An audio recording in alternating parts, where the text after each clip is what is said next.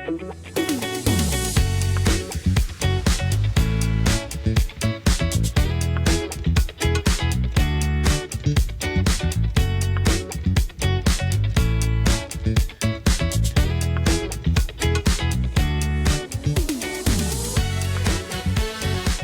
to the Justin Strawn Podcast. I am your host, Justin Strawn. Glad to be back with you for another week of podcasting. Sorry I wasn't with you guys last week.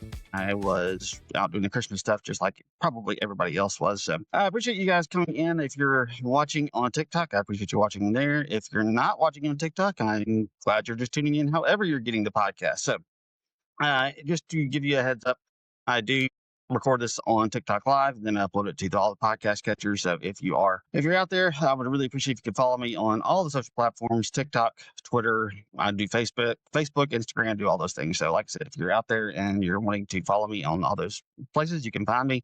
Just look up Justin Strawn and you should be able to do so. Also, if you are listening on the podcast catchers, or if you're on YouTube, because I get a lot of interaction on YouTube as well, if you could do me a favor and just hit like, subscribe, do all that type of stuff, that would help me out a lot as well. And if you're on a podcast catcher, if you can review, it helps me out even more. All right, so we are going to talk a little bit about the Mississippi State basketball team. We're not going to spend a lot of time on them because it's not been that much of the last couple of games have been relatively simple. As they get ready to head into conference play, we'll talk about that. We'll also talk about Volume 2, Season 5 of Stranger Things. I'll give you my thoughts on it. For the most part, pretty happy with it. There are some issues that I know a lot of people are having with it, and I'll discuss some of those as well. So we'll get into that a little bit later on in the show. And then at the end of the podcast, we'll talk a little bit about Pluribus.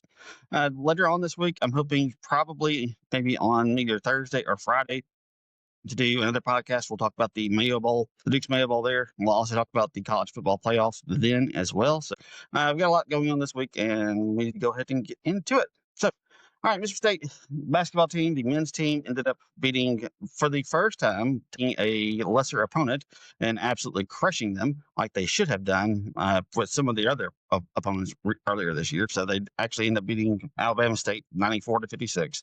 Everybody played well. I mean, if you go up and down the stat line, pretty much everybody on the team played well. Obviously, Josh Hubbard led the team. He had 22 points, was 9 of 13 from the field, 4 of 7 from three-point range. Jaden Nips, this is one of his worst games. He only had 6 points, but the rest of the team kind of steps up. Quincy Bauer has 8. Chor has 11. Shura has 9. I think I'm pronouncing his name correctly. And one of the things I do like, the one thing I think that might be the biggest takeaway from this is Sean Jones went back to coming off the bench. He's been starting pretty much every game since the season started, and this was the first time that the Bulldogs decided to go ahead and bring him off the bench. So, like I said, I've been kind of hoping that they might do that because I just don't know that Sean Jones is the type of player that can be a starter on an SEC caliber team. So I think he could be a solid bench contributor, but I just haven't really seen enough from him to think that this a starting role is good for him. And I'm glad to see that they've now moved him into Christians has moved him back to the bench, where I think he can probably contribute a little bit better. Look, it's not going to get any easier. Mississippi State is 8-5. They are going to have to play incredibly well to get into the NCAA tournament, and if they are able to do so, I don't know, but they're going to have to play at a really, really high level to be able to even have a chance at the NCAA tournament at this point. Their net ranking is not good. Let me see if I can find it real quick. But last time I checked, they were the lowest rated. They were the lowest rated SEC team, and it wasn't relatively close either. So, like I said, it's going to be difficult for them to find their way into the NCAA tournament. It would probably take 11 or 12 wins. And as much as I like what Christians has done as the coach, they've not come anywhere close to getting 11 or 12 wins at this point. Right now, Mississippi State sitting at 123 in the net rankings. My guess is that won't change much after last night. It may even go down because Alabama State's way down there. But look, there are you can win some games if you can start playing a little bit better. Alabama State's not good. I mean, they're not. I'm not going to sit there and try to say they're world beaters, but you beat a really bad team really badly. And that's about all that you can really hope for when you play a team similar to what we had with Alabama State. So, like I said, they did what they were supposed to. They came out and they pounded a really bad team. It was kind of close for about the first 10 minutes in the game last night, and then Mississippi State eventually just pulled away, and Alabama State never really got back into it. So the women are also going to be playing this weekend. They start their SEC play on Thursday, I think, if I'm not mistaken. And I'll be very interested to see what happens with the Mississippi State women, just simply because I mentioned this earlier. They have a great record. They've only lost one game this year, but their schedule is really, really weak. And that's going to be the one thing that's going to be hurting them if they don't end up, getting 8, 9, 10 wins in SEC play. It's going to be very hard for them to make a case for a top seed in the NCAA tournament if they don't end up winning a decent number of games in the SEC play. And it's going to be difficult for them to make it to the NCAA tournament if they don't get to at least 8 or 9 wins in SEC play, because they don't have any good wins outside of anything that they pick up in SEC play. So, like I said, I'm going to be very interested to see what Sam Purcell and Lady Bulldogs do. They've obviously played very well.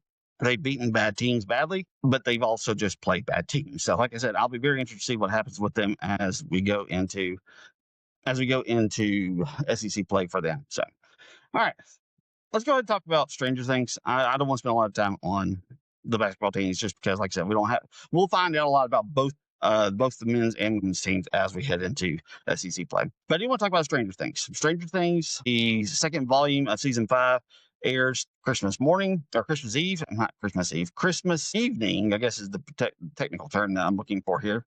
But I thought it was good. It's a little clunky at times. I'm not going to sit there and lie to you and tell you that it's perfect and that it is an absolutely perfect season of a television show. I wouldn't do that. But the one thing that Stranger Things does really well, and the reason why it has been my favorite show since it started way back in 2016, I guess, is because when it is operating at its highest level, it is so incredibly good. There are so many moments throughout the course of, even through these 3 episodes, that have quite a few flaws in them, but that are still just absolutely incredible to watch. I mean, one of the things that I loved about the first episode that we got in volume 2, after Will has had this incredible moment to end the first volume where he ends up channeling Vecna's powers and killing, I don't remember how many Demogorgons he ends up killing in the process, but he channels Vecna's powers, ends up doing to the Demogorgons what Vecna was doing to his victims in season 4. And he still is questioning himself. He's still saying, I'm not doing enough. And that's so incredibly important, because one of the things that they are doing is they are still trying to set up the fact that Vecna has a hold over Will, whether he realizes it or not. And the reason why he has a hold over him is because it's the doubt, it's the shame, it's the fear of not having done enough. And that's the one thing that Will is struggling with in that moment as we start episode 5, is he's looking at himself and he's saying, if I could have figured this out sooner, if I could have figured this out, even an hour earlier, all these kids wouldn't be with Vecna at this point. And these are the things that the show just does really, really well. And it's also really great to see, Mike coming to Will and just having that great moment of just happiness for him, because Mike hasn't really been as involved in the show throughout the course of these past few years. He's kind of taking a little bit of a jerk role, especially like in season 4. And we're kind of getting back to the Mike that we liked and the Mike that we loved in episode 5. We see that as we saw throughout the first 4 episodes. He's kind of taking more of a leadership role, which is what he was doing when this show first began. And now he's kind of taking that back over. And you like to see that from him. We also finally get, well, it doesn't happen in episode 5, but episode 5 continues when we're over in the Upside Down. It continues the tension between Dustin and Steve. And the one thing that I do like about this, because I know a lot of people haven't liked it, they do eventually pay it off. And I think by ratcheting up the tension as much as they do between these two characters who have bonded so much throughout the course of the last 3 seasons of the show, by forcing them to be at each other's throats, and even at one point even getting into a fight for the most part, you're forcing them to come to terms with the fact that there are issues in their friendship, and the fact that Eddie's sway over Dustin obviously bothered Steve, and the fact that it still is that his death is bothering Dustin so much is really bothering Steve. And look, it's not a good look for Steve, don't get me wrong, but that's one thing I like about Steve. He's always been a flawed character, even after he has his redemption moment there towards the end of season 1. He's always been a flawed character, and this is just another one of those flaws. But once he eventually realizes what he's done, how he's done it wrong, where he's been wrong, he comes around and he makes things better. So, like I said, they ratchet up the tension between these two in episode 5, and they'll pay it off in episode 6. And that's just one of the things that I think makes this work really, really well.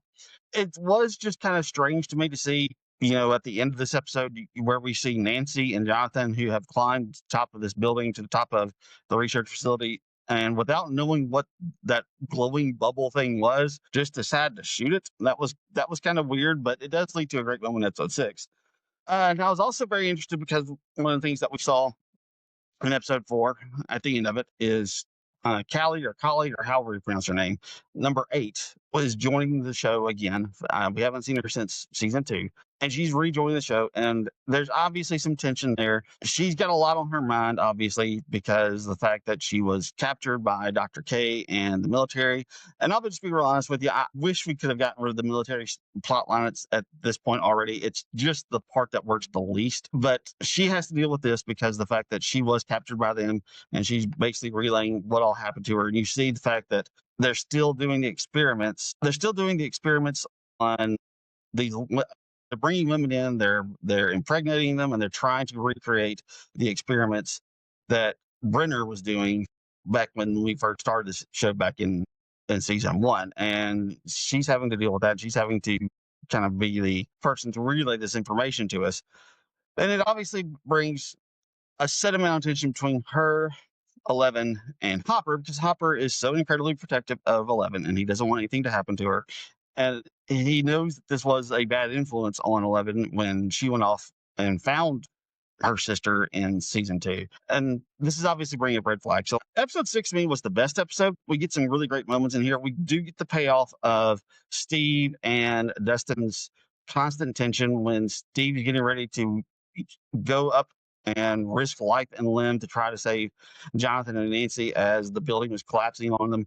We get the payoff of that tension. We get Dustin finally breaking down and saying, no, you can't go. You can't do this too. I can't lose you. I can't do this again. And it's this just emotional breakdown that we have with Dustin, who realizes, and who finally breaks down and lets Steve completely in on just how much Eddie's death hurts him, but also how much it worries him that the same thing will happen to his true best friend, and that is Steve. And like I said, this is the reason why I've been okay with all the tension and all of the backbiting and all of the sniping that Dustin and Steve have been doing throughout the course of the season, is because I felt like we would finally get a payoff on it, and we do here in episode 6. And that's one of the reasons why I was okay with the way that they were framing their relationship and the way that they were framing everything that they were doing throughout the course of the season. You get a wonderful moment between Nancy and Jonathan. It's in this this potentially deadly situation where this building is collapsing on them and this goopy resin stuff is like falling out all around them, and they don't know if they're going to live. And it's in that moment where you think that it will make their relationship stronger. What it does is, and it kind of does make their relationship stronger, but they realize that the trauma bond, the reason that they're together is because of the trauma bond that the two share. They come together, and it's hard to remember because it was so, 9 years ago. The reason that these two came together in the first place was because Nancy was trying to find her friend who had disappeared during season 1, and Jonathan was trying to find his brother. While it makes for great temporary relationships, it's almost not going to be something that you can build a lasting relationship on. And you get this wonderful moment where they are breaking up and they're ending their relationship. Do you believe they love them, that they love each other? Yes, you absolutely believe that, but they can't be together because they talk about this. It's bringing out the worst in each of them. Nancy drinks all the time and she gets drunk and she's kind of becoming an alcoholic. And then you got Jonathan, who stays high all the time and he's not really that likable of a person. And they're bringing out the worst of each other. And as much as they may love each other, they can't be together. And that's, I think, something that they had to come to grips and they had to realize. And during this moment when they might end up dying, they do come to that realization. And it's a great moment between the two of them. It's one of the better moments in the show this season. Like I said, I thought it was really, really good. I enjoyed it quite a bit. And I'll be very interested to see where they go from there. One of the things I like, though, about episode 6 is Sadie Sink, if you haven't pushed all your chips in on her, if you haven't said, if you're wondering who's going to be the biggest breakout star from this, I got all my chips in on Sadie Sink. I think she's got the potential to be just an absolute Hollywood star going forward. Now, look, she's supposed to be in Spider-Man Brand New Day. I think she'll obviously have all the opportunities to do things like Marvel work and other genre type work. But if you're looking for somebody who has a chance to go and be an Oscar winning actor out of all these people, look at Sadie Sink.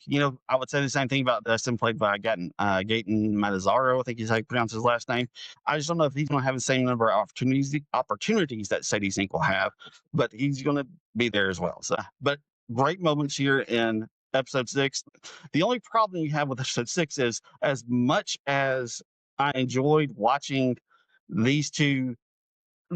Holly and Max go through everything that they're figuring out, it does take a long time for them to get to the point where Max runs to her exit. And I think they could have had that conversation a lot earlier. And Holly runs to her exit as well. But it's a struggle to watch that, is because you know that Lucas is playing the song, running up that hill while Demogorgons are coming in on them. So like I said, I love what Sadie Sink does in that moment. I love the performance that she gives. So, but we finally do get Max back. She's back with the rest of the group, and going forward, what the rest of her role is going to be, I don't know, because she's kind of stuck in a wheelchair, as we saw throughout the course of episode 7, because she hasn't been moving or using her body at all for 18 months. So her body isn't working the way that it used to. Episode 7 it's a perfectly good episode. I can't remember the teacher's name. Mr. Carter, I think is his name. I can't remember what his name is, but he finally, after 5 years or 4.5 years, he finally gets to join the kids on hunting and investigating the Upside Down. So this was really fun to see. I'm glad that he is joining the team. That's going to be a fun thing to watch going into episode 7. The one thing I do want to talk about with episode 7, because I'm kind of running out of time. The one thing I want to talk about with episode 7 is the scene where Will comes out to all of his friends and everyone that is part of this Scooby gang, or whatever it is that you want to call them, where he comes out to them. And this is what I want. The reason I want to touch on this is simply because this is why it's important that these stories get told in television shows. It's why it's important that these stories get told in movies, because people like me, who, a straight white dude who doesn't understand everything that they go through, we need to see this. And I know that there are people who have been crapping on this, and one of the reasons that the show has been getting review bombed recently is because people are having really bad faith reactions to Will's coming out scene. And what I mean by bad faith, if you've ever heard that argue, if you ever heard somebody say it's bad faith arguments, the reason why, what that means is they determined they weren't going to like it because they just didn't want to see it. That wasn't something they wanted as part of their show. So whenever you're saying, I don't like a show that features any type of LGBTQ characters, or if they do a race swap or anything like that, that's a bad faith argument, because you're just completely shutting down the fact that you're going to have any enjoyment with it whatsoever because of one simple thing that you don't like anyway. Like I said, people like me need to see this, because the reason we have things like Pride Month, why you see a lot of LGBTQ people, they have to do what we saw with Will over and over and over again, because every time that they have to tell somebody that they're gay, that is a moment where somebody in their life that they love might decide now they hate them, and now they want nothing to do with them, and now they don't want to ever be around them anymore. And this is what they have to do every single time that they meet somebody new, or that they haven't told yet. And I think it's really important for people like us to see this, because if you're a straight person, you don't have to deal with that. Nobody's going to hate you because you're straight. That's just the expected thing. And for them to show this scene, and for them to show us how difficult this was for him, I thought it was really, really good. Now, there are some people who are not liking the fact that he does this in front of so many people, and there are so many opportunities for him to get hurt. The Duffer Brothers have said they tried doing it with just Joyce, and they tried doing it with a smaller group, but it just didn't really work. And for whatever reason, it didn't work. And I don't really know why. I wasn't there, obviously. But like I said, this is why it's important, is because we need to understand how difficult this is and how hard it is for them to do this. The fear that they have, and if you're saying it's not important, this is the thing, the argument I've seen with it. He's going to be able to beat Vecna because he's gay. No, that's not what it is. If that is the reason why you don't like this and you think that it's stupid, you haven't been paying attention to the storylines that they've been presenting throughout the course of the show so far. Vecna uses people's shame against them. He uses the things that they feel bad about. We saw throughout the entirety of episode 6, whenever Max is talking to Holly, that he was using her shame, the shame that she felt because she didn't defend her mother, the shame she was feeling because she didn't help defend Max when Vecna was choking her. He uses that shame against the people that he uses as his victims. And we'll recognize that he has shame, he has fear, and he has a secret about this. And the only way that he wasn't going to be able to let Vecna use that against him was if he went ahead and told everyone that this is who he was. And that's the reason why it's important to the story, regardless of whether you agree with the fact that they're putting, the storyline into the show. So, like I said, it is consistent with what they've been showing us throughout the course of really the 5 seasons. Whenever a character has these types of feelings, Vecna has the opportunity to take hold of them and use them against it. And that's the reason why this is just so incredibly important. So, all right, real quick, I want to talk about Pluribus, and then I've got to log off. Pluribus, if you didn't watch it, it wrapped up on Apple TV Plus this past week. I thought it was amazing. It's one of the better shows I've seen in quite some time. It's Vince Gilligan. He did Breaking Bad. He did Better Call Saul. The 2 shows I actually have not seen, but because I wasn't watching a lot of TV when those shows started.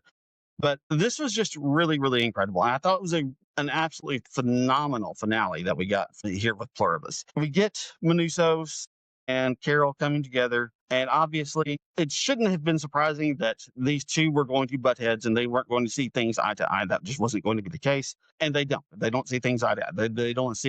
They have very different thoughts about everything that is going on and how they should approach, the potential end of the world. But what I liked about this, and one of the things I loved, is Carol had to see, and we, the viewer, had to see just the sinister nature of what this hive mind virus thing is, because we've seen these people interacting with Carol, with other people who were not infected, who weren't part of the hive mind, and they look amazing. They look like they're incredibly wonderful people. But when we get the opening of this scene, we get the young girl who has decided that she wants to join the hive mind. The hive mind is encouraging her, and they're doing all these things to uplift her and to be there for her. They're singing and they're chanting and they're doing all these things that help encourage her to start down this path.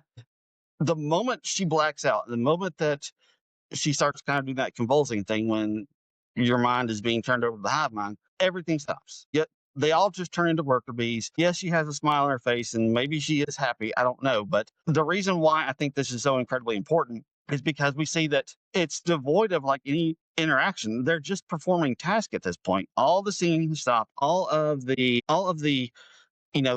happiness and emotion that we saw is gone at that point. The moment that there is no other non-infected people there, we lose all that happiness. And like I said, they're still smiling. I'm sure they might still be happy on the inside, but it's just task oriented. All right, we have to use released animals to just trying to take care of the planet, and that's all they do at that point. And the goats, is basically just abandoned because they don't care about pets and they don't take pets, and they think that's a cruel thing.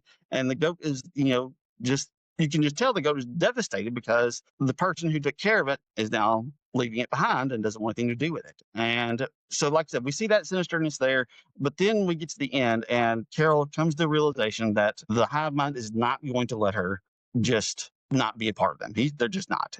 Carol probably should have seen this coming, but she thought, because even though they can't lie, they can hide the truth from her. Because yes, she says that unless she consented, they could not take the I can't remember what kind of sales they are, but they can't take those from her if she didn't consent. But what they didn't inform her was they had her frozen eggs, and they could create those cells with those frozen eggs. And this is a hard realization for her, because while she doesn't want to be a part of the hive mind, I think she was able to at least be able to experience some of what she had with her wife prior to this entire thing kind of kept falling down around her, and it just absolutely crushes her. And the hive mind